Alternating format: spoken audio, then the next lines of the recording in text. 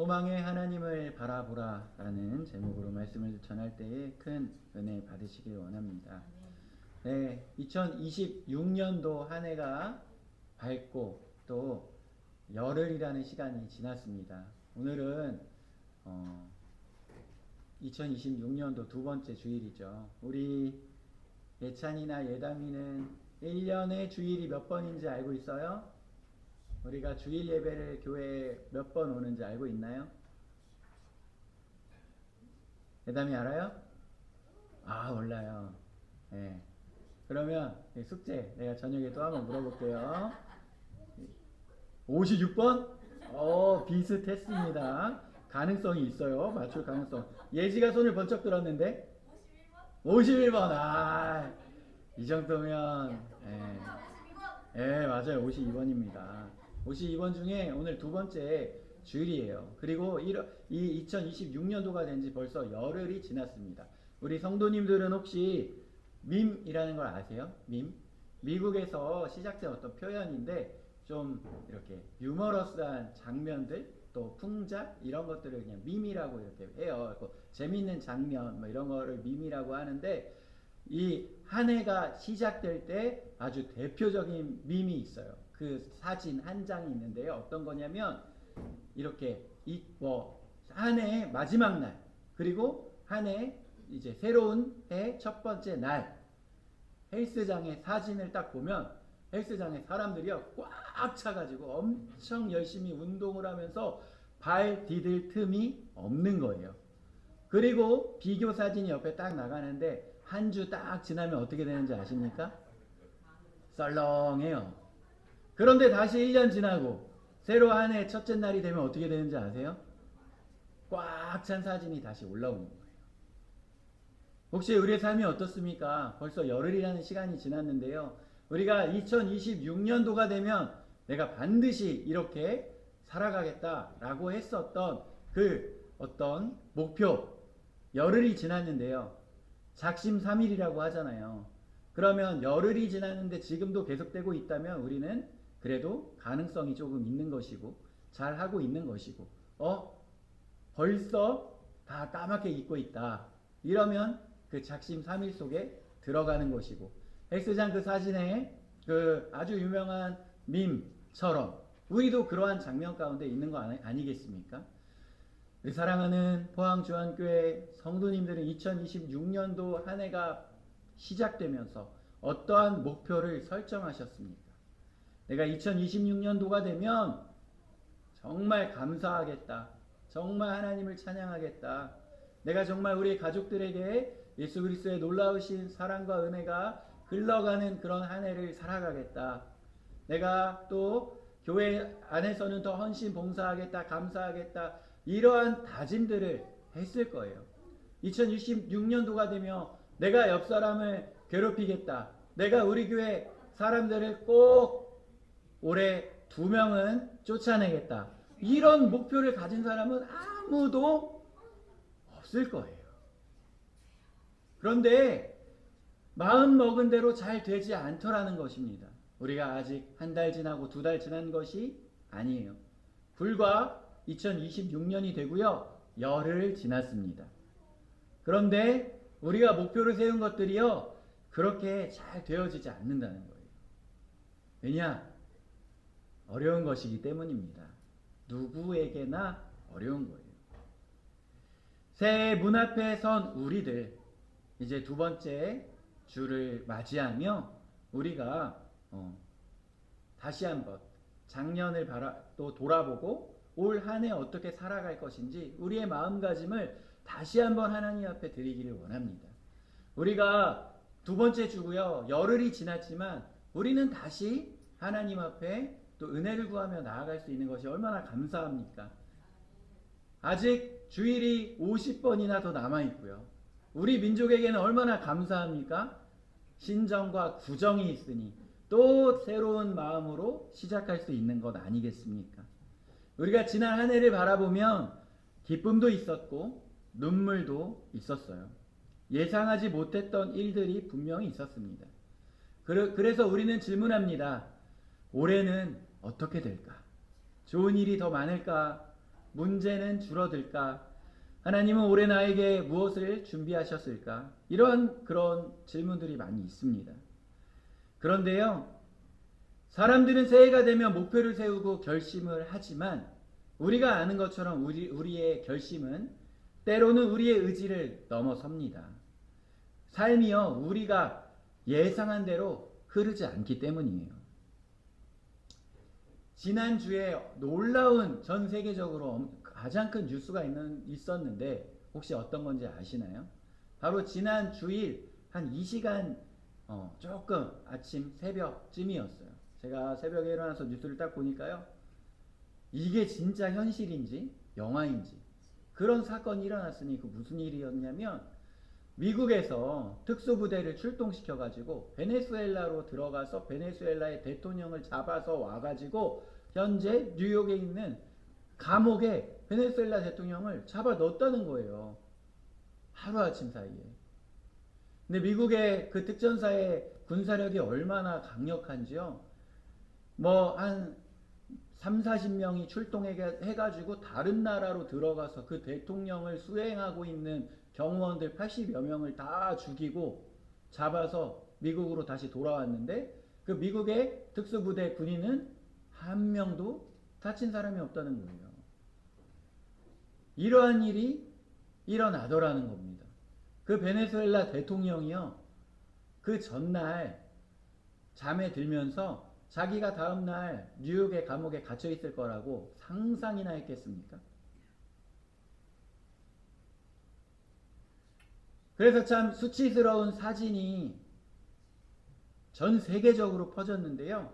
이 베네수엘라 대통령이 잡혀가지고 눈에는 선글라스를 끼고 귀에는 스피커를 채우고 그 다음에 이렇게 묶여가지고 헬기에서 잡혀가는 그 사진이 전 세계로 송출이 됐는데 어떤 옷을 입고 있었는지 아세요?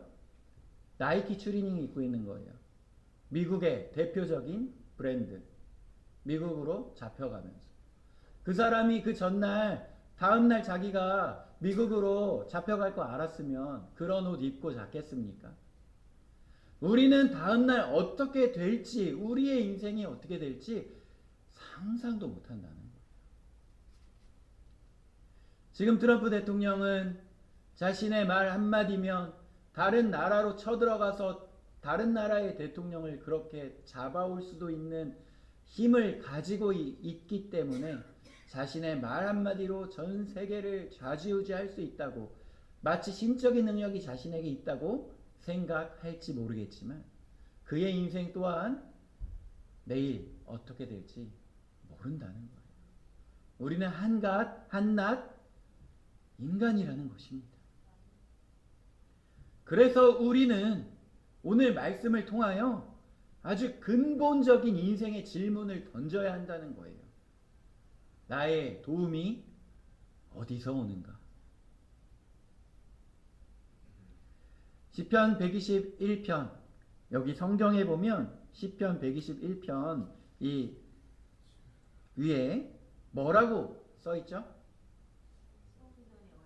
성전에 올라가는 노래라고 써있어요.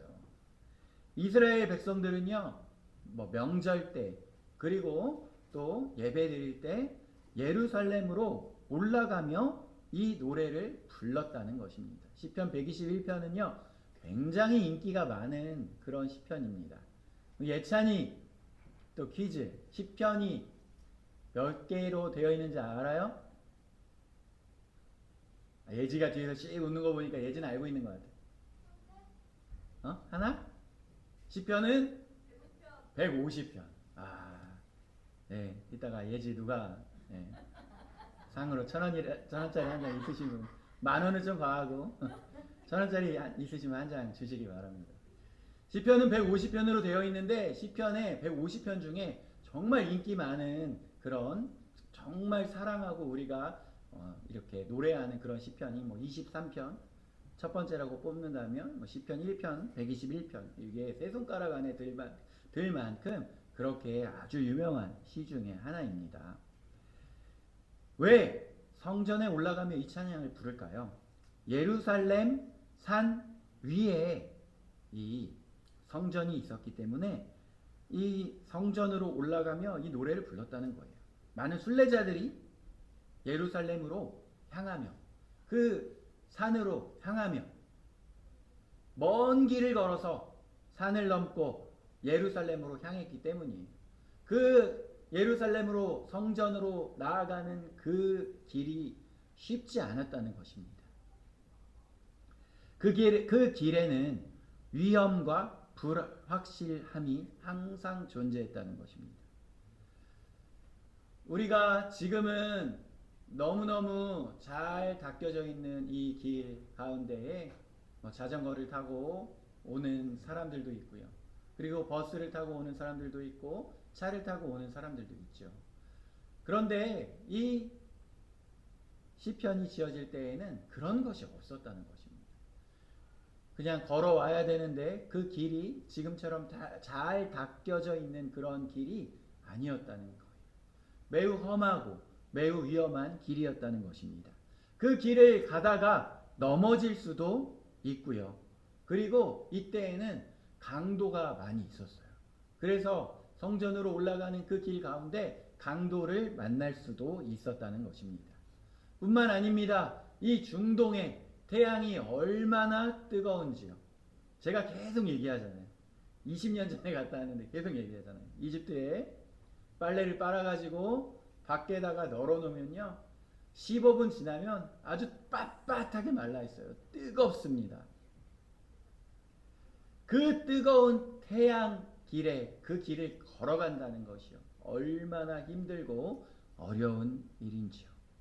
예기치 않은 사고를 당할 수도 있다는 것입니다. 그런 가운데 순례자가 이렇게 얘기해요. 가면서 우리가 걸어가는 그 길을 샅샅이 보고 내 발밑을 보고 발밑에 뭐가 있을지 조심하자 이렇게 얘기합니까? 발밑을 보고 조심하자 이렇게 얘기해요? 아니에요. 내가 산을 향하여 눈을 들리라. 나의 도움이 어디서 올까? 여기서 산을 바라본다는 것은 내가 의지할 수 있는 것을 찾는다라는 것입니다. 이 바닥에 있는 위험함을 바라보는 것이 아니라 내 눈을 들어 나의 목적지 예루살렘 그 산을 바라보며 간다는 거예요. 내가 의지할 수 있는 것은 무엇입니까? 어떤 사람은 권력을 찾습니다. 어떤 사람은 돈을 바라봅니다. 어떤 사람은 사람을 붙들고 싶어 해요. 어떤 사람은 나 자신의 능력을 믿고 싶어 합니다. 하지만 순례자는 이렇게 고백하는 거예요.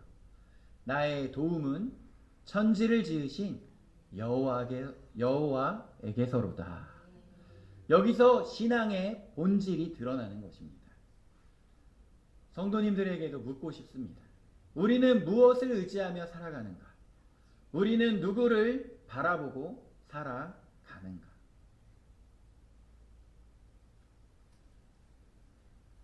권력도 우리의 삶에 도움이 될 수 있겠습니다. 돈도 우리의 삶에 필요하죠. 또 우리 주변에 능력이 있는 사람들이 있다는 것도 도움이 될 거예요. 나에게 능력이 있다는 것, 그것도 중요할 것입니다. 하지만 순례자는 나의 도움이 오로지 하나님에게서 온다는 거예요. 하나님을 의지한다는 것의 실제적인 의미는 무엇일까요? 우리가 입술로는 하나님을 의지한다고 이야기하지만 나의 삶에 온통 아까 이야기했었던 다른 어떠한 것을 의지하며 살아가고 있지는 않습니까? 하나님을 의지한다는 것은 먼저 하나님을 바라본다는 것입니다. 이 순례자가 성전으로 향해 가며 이 내 눈앞에 위험한 요소들을 바라본 것이 아니라 눈을 들어 하나님을 바라보고 나의 도움은 하나님께로 온다라고 이야기했던 것처럼 당장 우리 삶에 펼쳐지는 문제들 가운데에 하나님을 먼저 찾는 것입니다. 우리는 보통 뭘 먼저 바라보죠? 문제가 터지면 문제를 바라봅니다. 그리고 문제를 바라보기 시작하면 뭐가 찾아오죠? 이 우리에게 자주 찾아오는 친구가 있어요. 그 친구의 이름이 낙심이라고. 낙심이 우리를 찾아와요. 그런데 성경은요, 그 순서를 반대로 하라고 이야기를 합니다. 우리는 보통 문제를 먼저 보고 그게 해결이 안 되면 아주 나중에 하나님을 찾잖아요. 먼저 하나님을 바라보래요. 먼저 하나님을 바라보면 문제가 작아 보인다는 것입니다. 그런데 먼저 문제를 보면 어떻게 돼요? 먼저 문제를 보면 하나님이 작아 보여요. 하나님이 능력이 없는 것처럼 느껴집니다. 하나님이 우리를 도와주시지 않는 것처럼 생각된다는 거예요. 그래서 이 순서가 매우 중요하다는 것입니다. 얘기하는 거예요. 먼저 하나님을 바라보라. 그래서 순례자는 먼저 하나님을 바라보겠다고 이야기하는 것입니다. 이곳에 성전으로 가는 길이 얼마나 험한지, 얼마나 뜨거운지, 얼마나 위험한지 이러한 것을 생각하는 것이 아니라 먼저 하나님을 본다는 거예요. 나의 뜻보다 하나님의 뜻을 신뢰해야 한다는 것입니다. 우리 많은 계획을 한다고 했잖아요. 2026년도에는 제가 이러한 계획을 가지고 있고 우리 부모님을 향한 이러한 계획, 나의 남편을 향한, 나의 아내를 향한, 우리 자녀들을 향한 이러한 계획들 세웁니다. 하나님, 제가 원하는 대로 꼭 기도를 들어주세요. 이렇게 기도를 한다는 거예요. 하지만 하나님을 의지한다는 것은 하나님이 하시는 방식이 가장 좋은 줄 믿습니다. 라고 고백하며 나아가는 것입니다. 그 하나님이 계획하신 길이요, 때로는 돌아가는 길일 수 있다는 거예요. 때로는 기다리는 시간을 주시고 때로는 침묵하시는 것처럼 느껴질 때도 있다는 것입니다. 우리 또 친구들과 출애굽기 이렇게 살펴봤었는데 이스라엘 사람들이 애굽에서 나와가지고 원래 직진으로 쭉 갔으면 가나안 땅까지 들어가는데 걸리는 시간이 얼마나 된다고 했어요? 생각나는 사람. 예지가 또 맞춰서 또 1,000원을 또 받으면 누가 1,000원짜리 있는지도 모르고 제가 막 이렇게 얘기를 합니다. 근데 저는 1,000원짜리가 없습니다. 저는 줄 수가 없어요. 예지 알아요? 이스라엘 사람들이 출애굽해서 직진으로 쭉 갔으면 가나안 땅까지 들어갈 수 있었던 시간이 애굽에서 가나안 땅까지 약 2주 정도의 시간이 걸려요. 그런데 이스라엘 사람들이 얼마나 걸렸어요? 광야에서 돌고 돌아 40년이라는 시간이 걸렸다는 거예요. 왜 그런 시간이 걸렸겠습니까? 그 시간이 이스라엘 사람들에게 필요했기 때문이에요. 하나님께서는 때로 기다리는 시간, 때로는 침묵하시는 것처럼 느껴지는 시간. 그러나 우리가 꼭 기억해야 할 것은 무엇입니까? 하나님은 절대 실패하거나 실수하지 않으십니다. 우리가 인정하며 나아가야 할 것이 무엇입니까? 하나님이 지금도 나를 지키시고 계심을 인정하는 거예요. 시편 121편은 이렇게 계속됩니다. 여호와는 너를 지키시는 이시라. 여호와께서 내 오른쪽에서 내 그늘이 되시나니. 그늘은 중요합니다. 햇빛이 있는 한 그늘은 늘 우리의 옆에 있습니다. 그렇다면 그것은 무슨 말입니까? 하나님은 멀리 계신 것이 아니라 지금 내 곁에 계신다는 거예요. 우리가 느끼든지 못 느끼든지 하나님은 항상 우리와 함께 계시고 우리를 떠나지 않으신다는 거예요. 시편 121편은 특별히 이스라엘 사람들이 출애굽하여 광야에서 돌고 돌 때에 구름 기둥과 불 기둥으로 함께 하셔서 낮에 그 뜨거운 태양을 가리시고 밤에는 그 추위 가운데 하나님께서 도우셨던 것들 이야기합니다.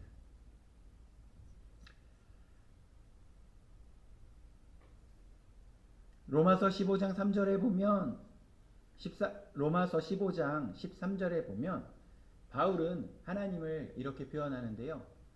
소망의 하나님 이렇게 표현을 해요. 그런데 우리가 잘 아는 것처럼 바울은 로마서를 쓸 때 어디에 있었어요? 감옥 안에 있었어요.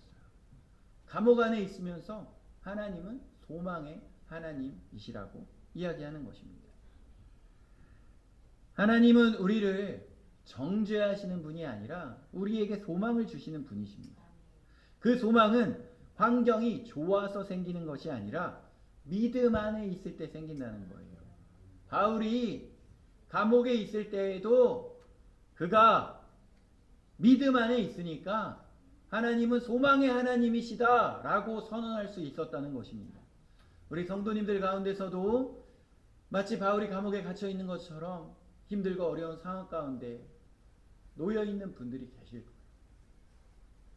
이제 나이가 좀 들다 보니까 위로는 부모님 걱정, 또 밑으로는 자녀들 걱정, 여러 가지 걱정, 근심들 생각될 때가 많이 있어요. 그럴 때 우리에게 낙심이 찾아오기 쉽다는 거예요. 하지만 우리가 믿음 안에 있을 때에 어떤 상황과 환경에 있을 때에도 하나님은 소망의 하나님이시라고 고백할 수 있다는 것입니다. 바울은 이렇게 이야기합니다.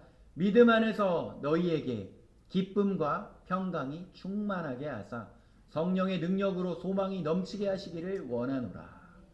여기서 중요한 단어가 있는데요. 바로 충만입니다. 충만이 뭡니까? 가득 차고 넘치는 것을 이야기하는 거예요. 그냥 조금 위로받는 것이 아니라는 거예요. 그냥 조금 잘 우리가 힘들고 어려운 상황 가운데 끈끈이 견디는 수준을 이야기하는 것이 아니라는 것입니다. 가득 차고 넘치게 부어주신다는 거예요. 그래서 우리에게 그 은혜가 먼저 가득 차고 넘쳐야 그게 흘러가는 것입니다. 어디에서 흘러가겠습니까? 가정에서, 직장에서, 학교에서, 학원에서. 우리 예지가 또 굉장히 착해가지고 친구들한테 그렇게 편의점에서 맛있는 거 사주고 막 이렇게 과자도 사주고 나눠주고 되게 좋아한다고 하더라고요. 나눠주려면 차고 넘쳐야 돼요. 충만해야 한다는 것입니다. 하나님께서 주시는 소망은 흘러 넘치는 소망입니다. 환경이 아니라 하나님을 바라볼 때 그 소망이 흐른다는 것입니다.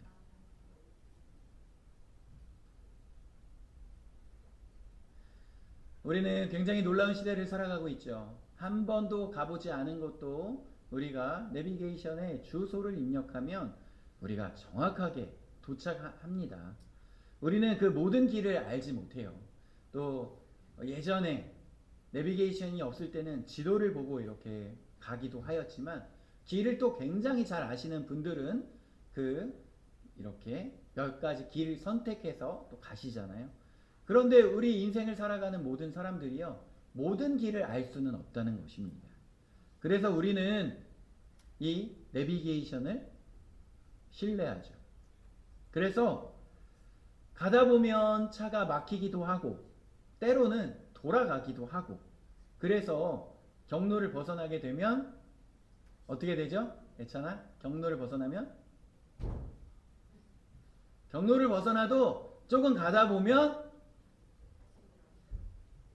재탐색했다고 얘가 이렇게 또 내가 지금 서 있는 길에서 다시 경로를 안내를 해줘요.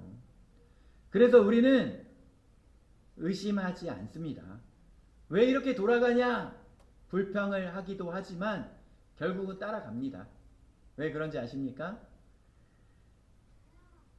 그러다 보면 목적지에 도착할 것을 우리가 알고 있기 때문이에요. 우리의 인생도 그것과 같지 않습니까? 우리는 모든 길을 알지 못합니다. 하지만 길 대신 예수님을 알고 있기 때문에, 그리고 그분이 우리를 가장 좋은 길로 인도하신다는 것을 우리가 믿고 있기 때문에 하나님을 의지하는 삶을 살아간다는 거예요. 이제 새해를 우리가 열흘이 지났지만 새해를 맞이하며 우리가 실제로 하나님을 어떻게 의지하고 살아갈 수 있을까를 다시 한번 기억하길 원해요. 첫 번째로는 우리가 정말 기도로 하루를 열어가는 삶을 살아가길 원합니다. 하루를 시작할 때 하나님께 의지한다는 것을 기도로 표현하시길 바랍니다. 기도는 종교 행위이기 이전에 의지의 고백입니다. 그래서 우리가 아침에 딱 일어났을 때 나의 걱정되는 상황들, 근심되는 상황들, 그리고 나를 짜증나게 하는 사람들, 이러한 것들이 생각나서 우리가 사실 또 0시에, 새벽에, 그리고 또 2시에 이렇게 기도 매일매일, 어떤 교회 누구보다도 기도 많이 하시는 분들이지만 내가 아침에 딱 일어났을 때 내 마음 가운데 낙심, 근심, 그리고 짜증, 이러한 것들이 몰려올 수 있어요. 그때 아주 혼자 나지막히 고백하시길 원해요.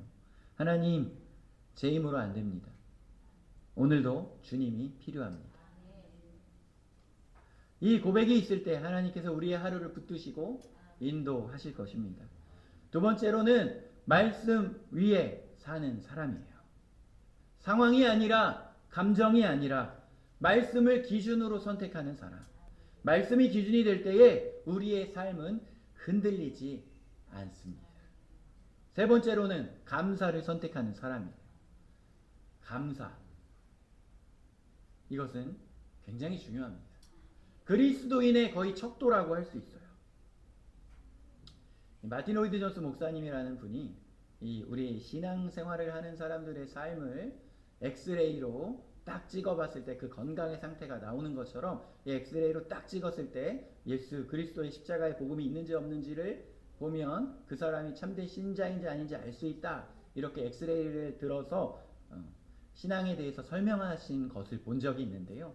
저는 거기에 또 한 가지 이렇게 살펴보고 싶은 거예요. 덧붙이고 싶습니다. 우리를 이 신앙의 엑스레이로 찍었을 때 이 사람이 진짜 신앙인인지 아닌지는 교회를 몇십 년 다녔냐, 헌금을 얼마 했냐, 이런 것이 아니라 감사하고 있느냐, 입술에 찬양이 있느냐, 이것입니다. 감사는 소망을 키웁니다. 불평은 절망을 키웁니다. 그래서 우리는 선택할 수 있어요. 감사를 선택하는 사람. 감사는 어떤 사람이 할 수 있습니까? 하나님이 지금도 일하고 계신다 라는 믿음에서 나오는 거예요. 그래서 사탄이 가장 싫어하는 것이 무엇입니까? 감사하는 것을 가장 싫어해요. 감사를 멈추면 소망도 사라지기 때문입니다. 그래서 우리가 새해에 붙들 좋은 것이 무엇이냐? 작은 은혜도 발견하면 감사하는 사람이 돼야 되겠다. 이것이 정말 우리에게 중요하다는 거예요. 우리가 불평, 불만, 힘들고 어려운 것들 찾아보면 너무 많지만 감사하려고 하다 보면 감사한 것이 얼마나 많습니까? 시편 121편은 이렇게 마무리합니다. 여호와께서 너를 지켜 모든 환난을 면하게 하시며 너의 영혼을 지키시리로다. 여호와께서 너의 출입을 지금부터 영원까지 지키시리로다. 얼마나 위대한 약속입니까? 우리의 출입을 지키신다. 나갈 때도, 들어올 때도, 일터에서도, 가정에서도, 길 위에서도 하나님은 우리를 지키신다는 거예요. 그리고 이 약속이 지금으로부터 영원토록 변하지 않는다는 것입니다. 사랑하는 포항주안교회 성도 여러분, 우리는 새해라는 길 위에 서 있습니다. 앞길을 다 알 수가 없어요. 그러나 우리는 이거 하나 확실하게 붙들 수 있다는 것입니다. 우리의 도움은 여호와께로부터 온다. 그래서 우리는 이렇게 결단하였으면 좋겠습니다. 문제보다 하나님을 먼저 바라보겠습니다. 두려움보단 소망을 선택하겠습니다. 내 뜻보다 하나님의 뜻을 신뢰하겠습니다. 올해는 하나님을 의지하는 해로 살겠습니다. 우리 성도님들 나스카 문양이라는 것을 아십니까? 이 나스카 문양이라는 것이 무엇이냐면요, 페루에 있는 어떤 그 풀들, 밭들 막 이런 데에 있는 굉장히 큰 그림이에요. 몇백 미터짜리 그림인데 이 그림이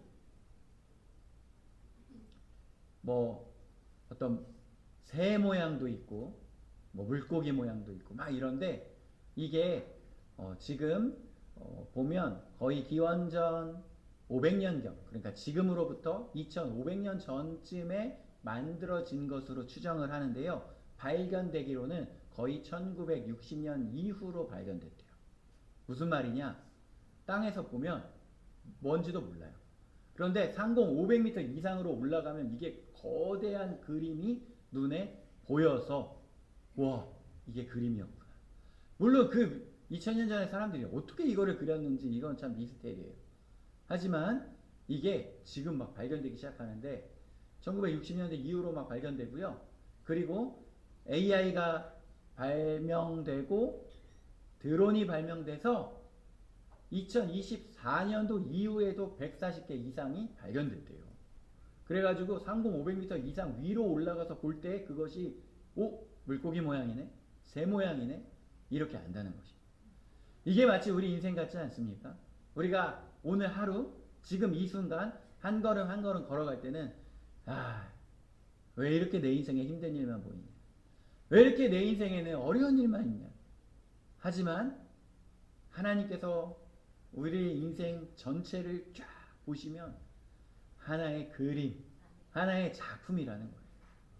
그래서 우리가 끝까지 하나님을 신뢰하며 나아갈 때에 감사와 찬양이 능력이 된다는 것입니다.